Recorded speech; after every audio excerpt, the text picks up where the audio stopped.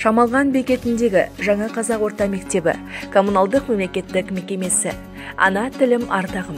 2020-2021 оқу жылының 7-12 қыркүйек аралығында тіл ұлттың сүйенетін тамыры тақырыбында өткізіліп жатқан руханият қазақ тіл мен әдебиеті пән бірлестігінің апталығы негізінде 6 А сыныбында өткізілетін сыныптан тыс онлайн сабақ.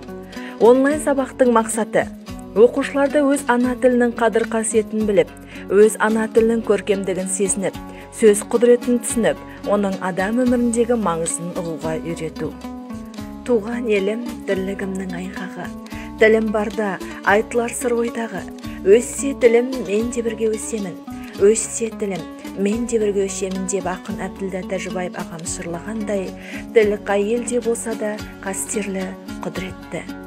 Тіл таусылмайтын байлық, болашағымызды баянды етер басты қаруымыз тіліміз.